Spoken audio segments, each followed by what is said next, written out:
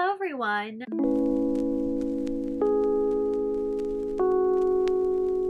I'm on the floor yet again because I really wanted to get this video up and I was just like, okay, no time but the present to film. Technically in April, I read slash listened to 20 books.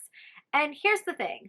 Basically, half of those 20 books were for my Instagram Picks My TBR reading challenge. So if you missed the video where I posted the TBR for 12 books, yes, 12 books that Instagram picked for me to read in April, you can watch that video for the books. I have literally 2 books left from that challenge that I have to finish reading, and then I'll be able to do my full separate wrap-up video for it. I didn't want to, you know, put those books in here and just spoil it. Listen, if you follow me on Instagram, TikTok, Goodreads, you may have seen my reviews already for those books that I read, but I want to wait for the separate video to really give you like in-depth thoughts and rank the books and just, you know, go over how that challenge went. So half of the books that I read this month, I will not be talking about in this video. But the books that weren't a part of that challenge, I'm still so excited to talk about because I have such like hidden gems in here and books that I'm just very excited, very excited to share with you guys. That should be enough for this intro. Let's get into the books that I read in April. I have my list on my phone, which is wonderful. So actually, I guess we can go in order for the books that I read slash listened to for the month, and obviously skipping over the ones for that reading challenge. So first up, I finally got to on my Kindle, and if you watched my Kindle Unlimited TBR video, this book was on that list. So I finally got to read Tentacles and Triathlons by Ashley Bennett. This will not be the first Ashley Bennett book that pops up. I loved this book. I gave it 5 stars. It is a perfect monster novella, but in my opinion, it is so much more than that. This book follows Cyrus and what was his name? Why can't I remember his name? Oh, it was Reese. There we go. So this book follows Cyrus and Reese.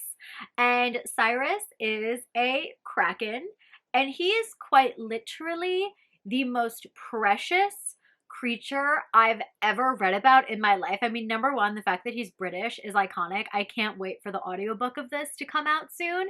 But he is, you know, he's a kraken, and while this world, there are, you know, monsters and humans, they live together. There are monsters and humans who are in relationships. Reese is actually Tegan's brother, and Tegan is in the first book in the series, Muscles and Monsters, which again, wait for it, we will talk about. Cyrus just feels very lonely, and he feels very left out, and just that like no one will love him because he's so different. And Ashley Bennett just has a way that makes you fall so in love with her characters, especially her monsters, because I was reading this book. Number one, this book made me cry. I really felt like Cyrus was so deserving of love, and when he finally got it with Reese, and I thought their relationship was just so beautiful and charming and just actually the most wholesome thing I've ever read. But at the same time, it is very like it's spicy. Like, don't worry, trust me, there's tentacle action. I'm so excited. There's going to be a 3rd book in the series coming out in June. This is one of my favorite series of all time. These books are comfort reads. They are truly perfect in my opinion. I can't find a single flaw in them. I love that they're short, but they're still spicy, and they're just the cutest reads. I highly suggest them if you want something just so sticky sweet, but again, you get that touch of spice. And I think that they're incredible beginner monster romances to start out with. 5 stars. 5 bajillion million stars. On NetGalley, they had audiobook arcs available. Obviously, it was as a read now, which was great. So I got to listen to the audiobook for Wet Hot Allosaurus Summer by Lola Faust. This is not the first Lola Faust book that I have read, not the first book that I've talked about on my page. If you know, you know. I personally also just love Lola Faust as a human. I have talked to her as a person. She is a real paleontologist. She is so nice and chill, and she's one of those authors where she genuinely loves like feedback and appreciates all feedback on her books. Like I've literally gotten emails from her, not like for me specifically, but just like in general, where she'll be like, oh, thank you so much for reading and reviewing my book, whether you liked it or not. I know it's not for everyone's taste, but all of the criticism and, you know, the feedback helps me grow as a writer and as a paleontologist and just X, Y, and Z. I love Lola Faust and I have a lot of respect for Lola Faust. I'm pretty sure on Goodreads I gave this book 4 stars, but in reality, just like Dino Stud was, it is a 5-star in my heart because it is just so batshit crazy and ridiculous. And this one is, the first book I read by her was Dino Stud, and that I think is a good one to start with because it starts pretty normal and then it gets crazy at the end. This one is a complete 180 where it starts off batshit crazy and it stays batshit crazy the entire time. I cannot remember the main girl's name in this book. It doesn't matter, but the main Allosaurus guy, she calls him Big Al. And the thing is, this is literally dinosaur erotica. This is a literal dinosaur romance where she stays with the dinosaur, Big Al, the entire time. Okay? He's a dinosaur. He's not a human. He doesn't shift. He is a dinosaur. And he doesn't actually talk. They like communicate with their minds. Book starts off with a bang. I don't want to spoil it. But yes, it's quite spicy. It's quite ridiculous. It made me laugh out loud basically the entire time. I think it's an absolute delight. I love books like this because they make me happy. They're absolutely not going to be for everyone. If you go in with an open mind that this is going to be a fun dinosaur loving time, hopefully you will enjoy. Next up we have Ashford Parker Doesn't Fail by Ashley Herring Blake. Now this is the sequel to Delilah Green Doesn't Care, and the 3rd book is coming out in the fall. Iris Kelly Doesn't Date, which I am so excited for that book, by the way. This one I gave 3.5 stars. I feel like at first I was being nice when I gave it 4 stars because I did just love Delilah Green Doesn't Care so much, and I do love sapphic romance so much, but this one unfortunately fell kind of flat for me. While I had a, you know, nice time listening to it on audio, I thought it was a nice sweet romance, it just didn't hit as hard as Delilah Green did. It's just not very memorable and it's quite boring. They're stuck together because they're actually working on this house, like renovating this, I don't know if it's a hotel or a house, and they're also filming it for like an HGTV type show.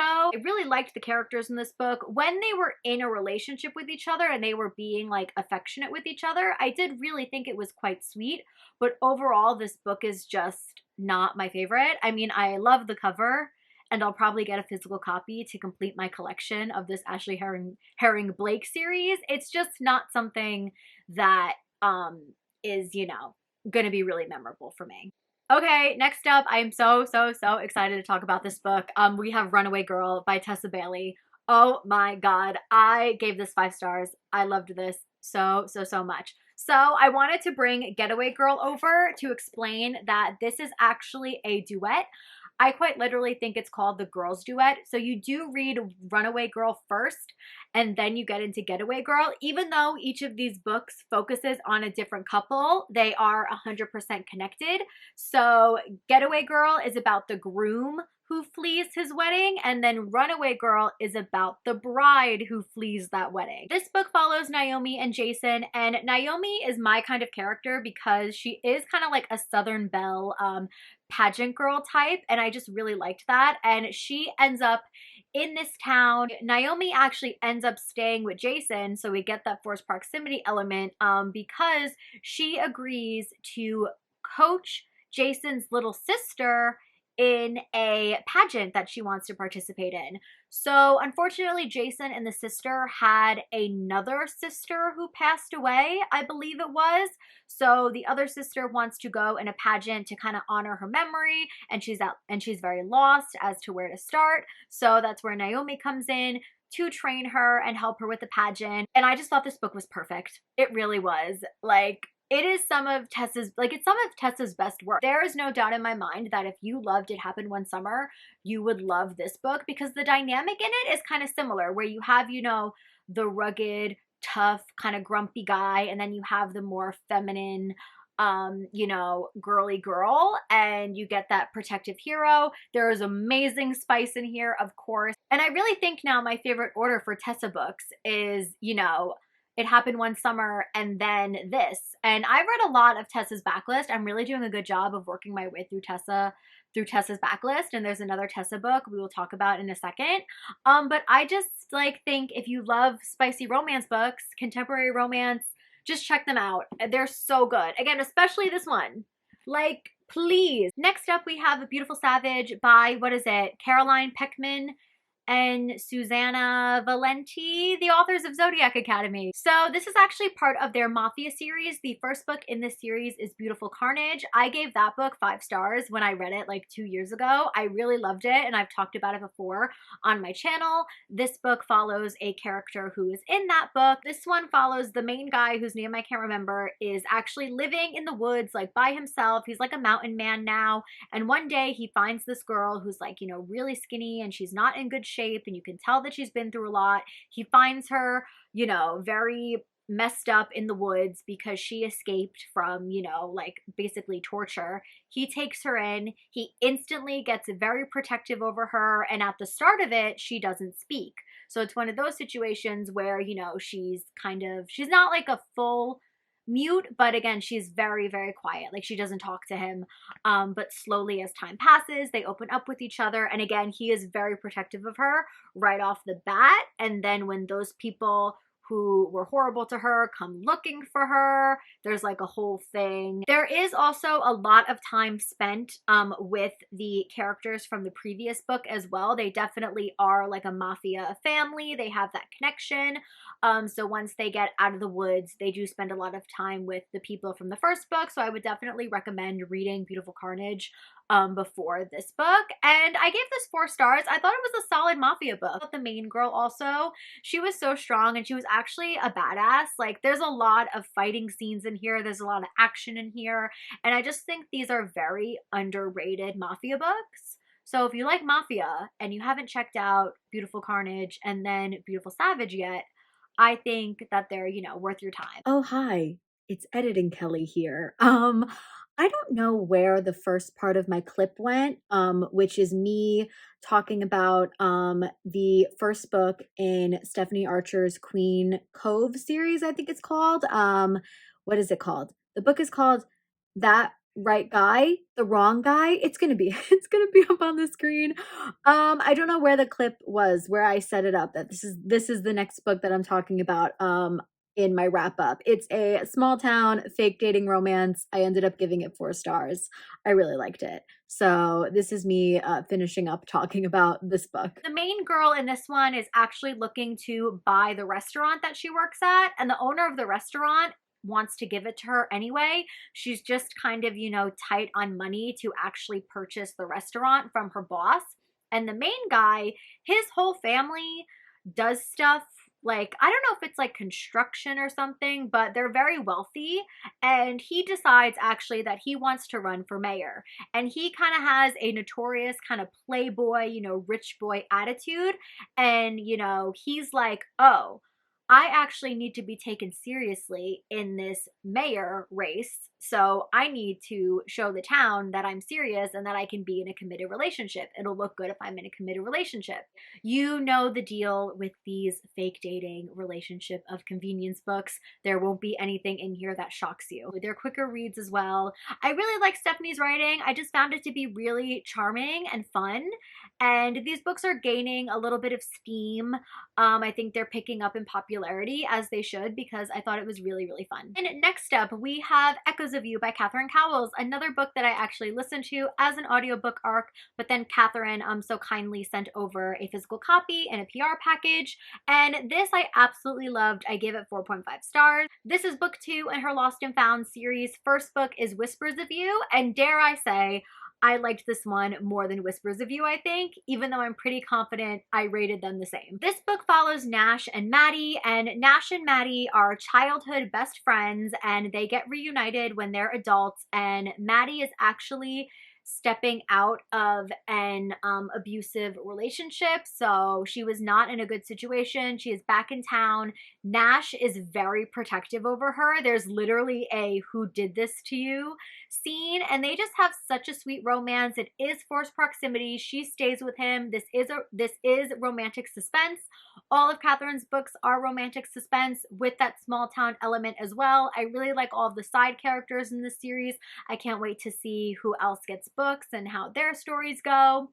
But overall, this was just so entertaining. I listened to this audiobook in one day. Jason Clark, my favorite male narrator, is on the track, and he was wonderful as Nash. And I just thought this book was really, really romantic. It's not a perfect book for me because, dare I say, at the end, the romantic suspense was suspensing a little bit too hard because, like, one thing happened and, like, whatever, like, the events happened, and I was like, oh, okay, we're good. We're done with the romantic suspense. And then one more thing happened, and I was like, Catherine, will you give this couple a moment of peace? But aside from that little detail, I really loved this book. I really love this series. I've read Catherine's Tattered and Torn series as well, and I just really, really vibe with her writing, and the small towns that she creates, I think, are just really, you know, exciting, and they really keep you interested to continue on in her series. And the next two books I actually checked out with Hoopla, the library app, and listened to on audio. And the first one I'm going to talk about is Carald. I don't even know how the fuck you say it. It's this cowboy romance by Lorelei James. This book was such a surprise. Now, I knew going into this that Lorelei James is a very popular cowboy romance author, and apparently her books were very spicy, and she has so many cowboy romance series under her belt. Like, you go to Hoopla, the woman's got a million books. This book is literally part of a 10-book series. It's called the Blacktop Cowboy series. She has another cowboy series that has books in it that I'm really interested in. The woman just is cowboy, cowboy, cowboy, cowboy, which obviously I loved. And I will say the number one thing that shocked me with this book was the spice. I was quite shooketh at how spicy and kinky this book was. I was not expecting it going in. I was like, oh, okay, a spicy cowboy romance. That's fun. This was really jaw-dropping at times, in the best way. I had so much fun. Can't remember the characters' names in this one either, but this book is quite saucy because our main girl is not having relations with one cowboy. No, no, no, no, no. She's having relations with two cowboys. And when I was listening to this book, and it tells you, I mean, it literally sets this up right away, and I saw that that was the setup for this book, I was like, oh my god, a cowboy menage a trois. I will say though, this is not a traditional MMF romance, and if this book ended how I would have wanted it to end, I would have given it 5 stars, but the ending of this book was not my favorite, so that's why I gave it 4 stars. But listen, if you want a spicy, fun cowboy time, I would pick it up. I cannot wait to read more from Lorelei. And then remember I said we would talk about Muscles and Monsters by Ashley Bennett. This was actually a re-listen for me on audio because the audiobook was available on Hoopla, and I was so excited about that. I normally do not reread books. I will say this one is a novella, so it really was the perfect chance for me to re-listen to a book that I love on audio because the audiobook, you know, just came out. This is still a 5-star romance for me. It is still one of my favorite books of all time. I talk about this book all the time. This book follows Atlas and Tegan. As you can see, Atlas is a wolf. Tegan is a baker, and it is just the cutest book you will ever read. It really is. It's so cozy. Listening to it again, I was smiling. I was happy. This was the perfect palate cleanser that I needed. I kind of got into a smidge of a reading funk because I was a little bit kind of book hungover from the books that I read for the reading challenge. But it's just a perfect romance. It's one of my all-time favorites, and you have to read it. You just have to read it. Okay, and then we have 2 more books that we're going to talk about. So next up, we have Belladonna by, what is her name? Adeline Grace. This is the first book in a YA, I guess it's kind of gothic fantasy. I don't really know if it categorizes as fantasy. It's kind of more gothic because basically in this book, our main girl, I knew what her name was. I knew her name was Signa. Yes, Signa literally cannot die. So anytime someone dies, Death literally shows up and she sees him and she's like, hey. And she is recently orphaned. So then she goes to live with other relatives, I believe, at this really, big estate. It is a period piece, which I love.